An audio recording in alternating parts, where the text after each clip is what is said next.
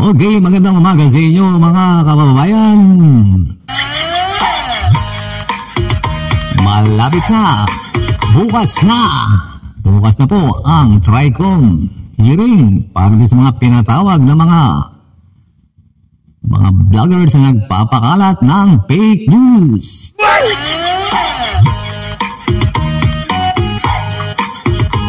Aattend kaya itong mga banateros, mga kabayan?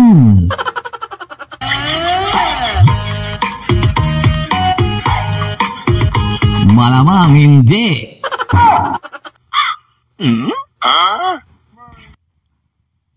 Pag matel sila, yari si Banatbay. Matagal ka nang inabangan ni General Torre Banatbay. Okay mga kababayan. May bago na naman banat itong si Marcoleta mga kababayan dito sa tatlong congressman dito sa mga congressman natin nagsasagawa ng hearing para sa mga fake news mga kababayan.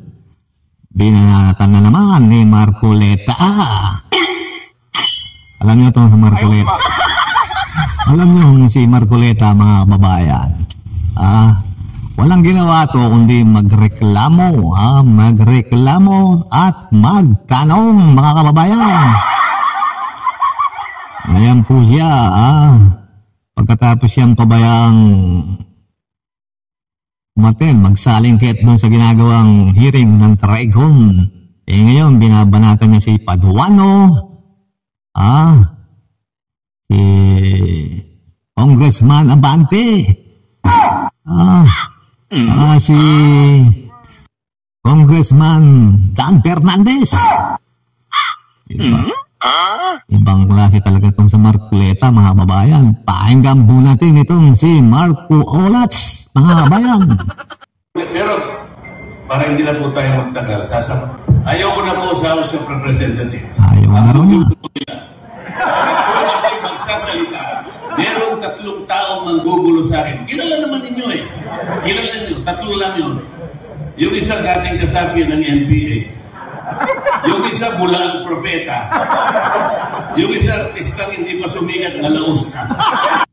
Narinig nyo mga kababayan si Paduano tinawag niya dating NPA. Si Congressman Abante naman tinawag niyang bulang propeta. Ito naman si Congressman Fernandez, laos na raw mga kababayan. Kapal talaga ng mukha nitong Marcoleta na ito mga kababayan Pagkatapos siyang isalingkit doon sa TRICOM para magtanong-tanong doon sa mga umabanat sa kanya tungkol sa mga sinasabi niyang fake news. Pagtalikod ng mga kasama niya sa TRICOM, binabanata naman niya. Bago klase talaga eh. Ayaw, di ma. Ibang klase talaga itong sa Marcoleta mga babayan Narinig niyo naman binanatan na naman ang patalikod itong mga kasama niya sa Kongreso. So ganun po tayo, isang salita at lalaban po tayo. Salamat. Meron daw isang salita at lalaban po daw tayo. Lalaban daw po siya. Ano naman ba yung ipaglalaban itong si Marcoleta mga kababayan Si Duterte lang naman yung pinaglalaban ito at saka si VP Sara mga kababayan. Yun. Ayaw, di ma. Paano kung naging senador po si Marcoleta? Ang susunod naman itong reklamo nito, sisiraan ito yung mga kasama niyan senador mga kababayan. Ayaw, di ma. Tapos may patapik-tapik ka pa Ping Lacson Akala mo, close kayo ni Ping Lacson Marcoleta. Ayaw niya na raw sa Kongreso. Sino ba may sabi sa kanyang gusto siya ng mga taga-Kongreso? Alam niyo si Marcoleta, mga kabayan. Ang napapansin ko rito, palaging nagrereklamo, inaangat yung sarili. Yung tingin niya sa kanyang sarili, siya yung pinakamagaling, mga kabayan. Pero ito yung sasabihin ko, mga kabayan. Olat yan, sa Mayo, sigurado. Piso, tamang barko. Si Marcoleta. Hindi lilitaw yan sa mapa ng Senado.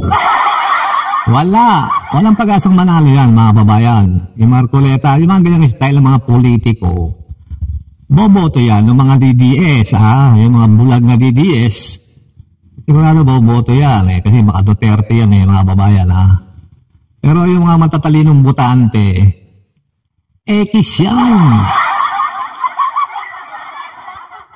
X. Kaya nga si Pangulong Duterte, ayaw lang gumastos sa mga yan Hindi na, gagastos ka ba naman hindi nga pumapasok sa top 12 na survey. Paano yan? Wala na yung boss nyo. Sabi na sa dahig.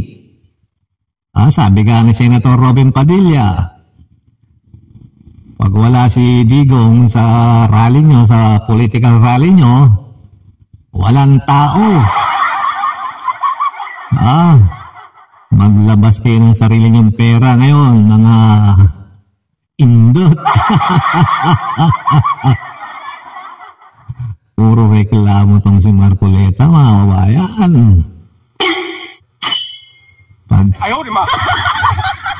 Pagkarap siya ng mga kasama niyang congressman, mukhang kagalang-galang.